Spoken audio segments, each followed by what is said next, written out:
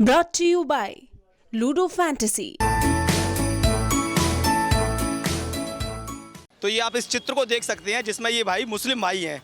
मैंने इन्होंने पूछा कि भाई आप तो कहीं ना कहीं बीजेपी विरोधी हो गए, तो आप क्यों बीजेपी का ये स्वागत करने के लिए खड़े हुए हैं। उन्होंने कहा हम किसी के विरोधी नहीं, ये सिर्फ हमारे जो विपक्ष पार्टी है वो फैला रही हैं। हमें माननीय मोदी जी की सबसे बड़ी विश्व की योजना है प्रधानमंत्री आवास योजना, उस प्रधानमंत्री आवास योजना के तहत इनको ये आवास मिला है। नमस्कार, मैं हूं सुधीर शर्मा और आप देख रहे हैं यूपी तक। हम इस समय आप पहुंचे हैं सुहाग नगरी फिरोज़ाबाद में, लोगों से ये जानने कि आखिर 4 साल 9 महीने का भारतीय जनता पार्टी का कार्यकाल कैसा रहा, लोगों का मूड क्या है, क्या सोचते हैं लोग। हम इस समय फिरोज़ाबाद के बस स्टैंड पे हैं। ये है विजय की दुकान, चाय की दुकान। सबसे ज़्यादा यहाँ लोग चाय पीने आते हैं। सबसे पहले इनसे जानते हैं कि यहाँ ये देखते हैं तो लोगों का मूड क्या इनको दिखाई देता है। क्या नाम है आपका? मेरा नाम विजय अग्रवाल। विजय जी, लोग जब यहाँ चर्चा करते हैं तो मूड क्या लगता है लोगों का इलेक्शन के बारे में? इलेक्शन के बारे में ये मूड लगता है उनका, जैसे कि आपकी जो सरकार पिछली थी उनके बारे में तो ख्याल है नहीं है। जो बाबा जी सब कहते हैं, खुल के नहीं कोई कह रहा हमें कौन सी सरकार आनी है। अभी वह ज़्यादातर बाबा जी के इरादे हैं। बाबा जी से मतलब है कि योगी की सरकार रिपीट हो, ये बातें होती हैं। हाँ जी, ये बातें रिपीट होती हैं। बाबा जी की सरकार आनी चाहिए दोबारा से। इस समय हमारे साथ शहर के बहुत सारे लोग हैं, महिलाएं भी हैं। इनसे जानते हैं कि क्या सोचते हैं और इनका मूड क्या है। फिरोज़ाबाद की जनता क्या सोचती है इलेक्शन के बारे में, और अब तक का योगी का 4 साल 9 महीने का कार्यकाल कैसा रहा। योगी का कार्यकाल तो वैसे भी बहुत अच्छा है। 2014 से ही हम देख रहे हैं कि काफ़ी अच्छा कार्यकाल चल रहा है उनका।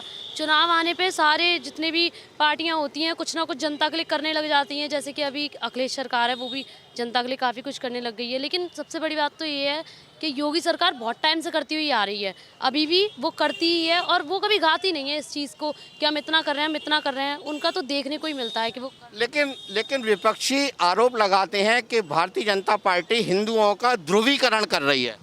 नहीं, ऐसा कुछ नहीं है। योगी सरकार सबके लिए समान करती है और जो भी करती है सब अच्छा ही करती है, बस ये है। तो चलिए, इनका कहना है योगी सरकार सबके लिए समान कर रही है। आइए और लोगों से जानते हैं। क्या नाम है आपका? अर्जेश उपाध्याय। अर्जेश जी, अभी तक का योगी सरकार का कार्यकाल कैसा था? बहुत अच्छा, बहुत अच्छा चल रहा है। कानून व्यवस्था भी अच्छी है, हर चीज़ अच्छी है। किसी भी तरीके की 4 साल 5 महीने हो गए, लेकिन आज तक किसी भी तरीके का कोई दंगा फसाद व्यापारियों के साथ नहीं हुआ है। लेकिन लोग तो कह रहे हैं कि भारतीय जनता पार्टी ध्रुवीकरण कर रही है, चुनाव को हिंदू मुस्लिम पे ला दिया है। ऐसा क्यों? ये तो विपक्ष का काम है, उनका वोट बैंक हो रहा है, तो उनको अपना वोट बैंक बनाने के लिए कुछ तो कोई अफवाहें फैलाएंगे ही। चलिए और लोगों से जानने की कोशिश करते हैं। क्या नाम है आपका? प्रशांत माहेश्वरी।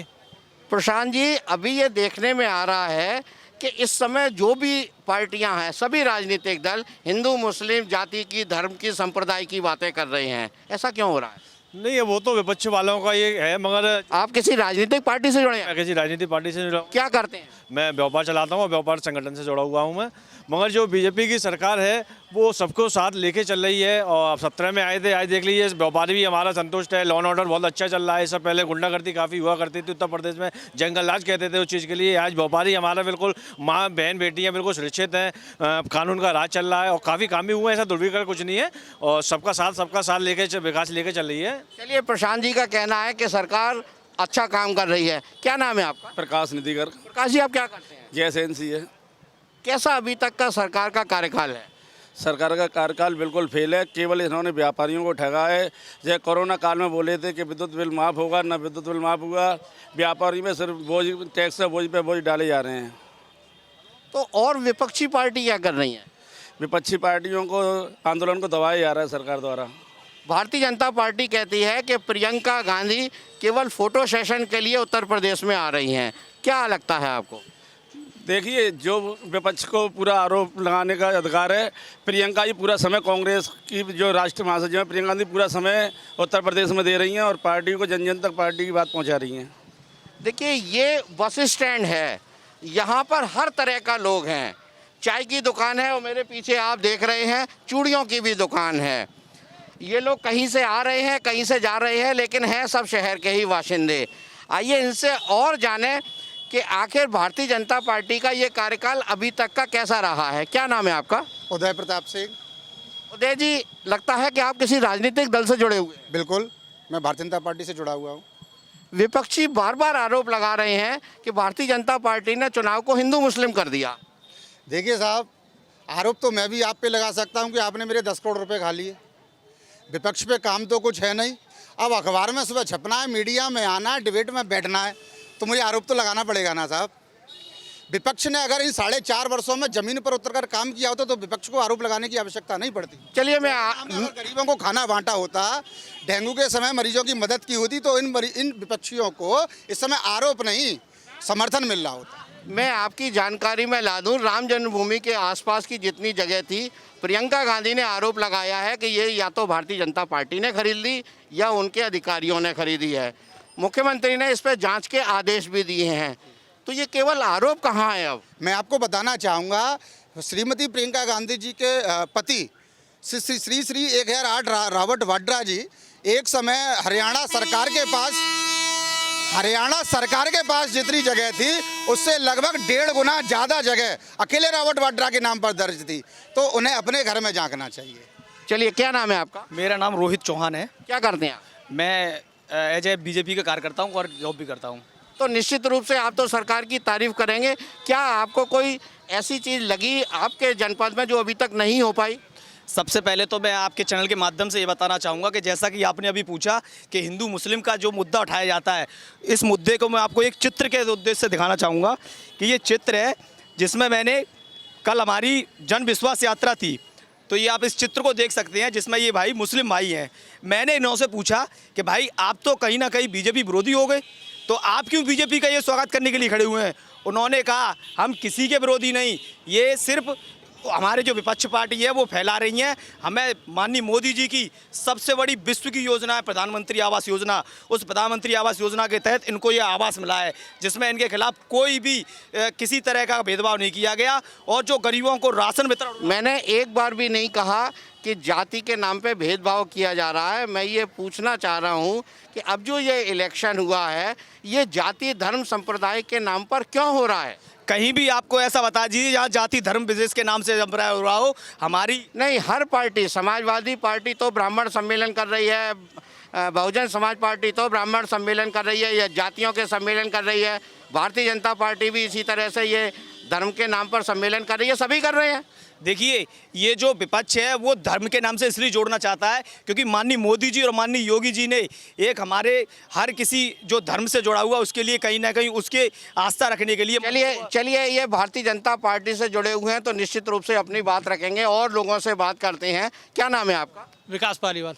पालीवाल जी, आपको कौन अच्छा लगता है, अखिलेश यादव, मायावती, प्रियंका गांधी या कोई और जो अगला चीफ मिनिस्टर बने?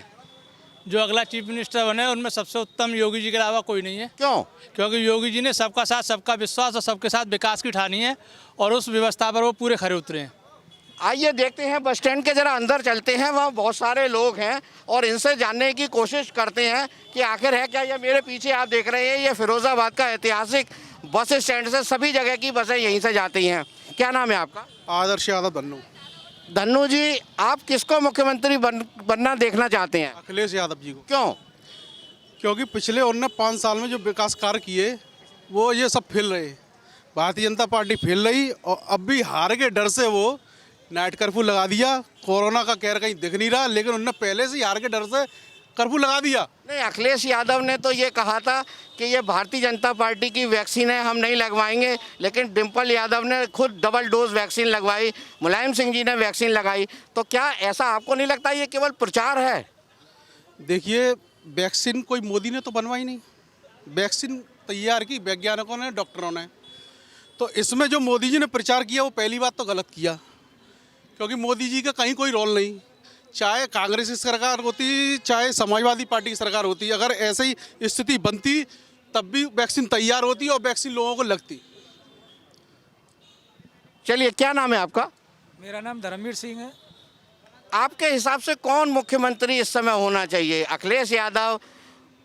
मुख्यमंत्री तो उसे चाहते हैं जो गरीबों की करे, शिक्षा पे जोर दे, बेरोजगारी पे जोर दे। बीजेपी बेरोजगारी में बिल्कुल फैल हुए, इसने प्राइवेट सबसे ज़्यादा ला दिया है, जिससे शोषण बढ़ा है। कंपनियों द्वारा लगाए जाते हैं तो वहाँ पे शोषण होता है, पैसे लिए जाते हैं और फिर निकाल दिए जाते हैं।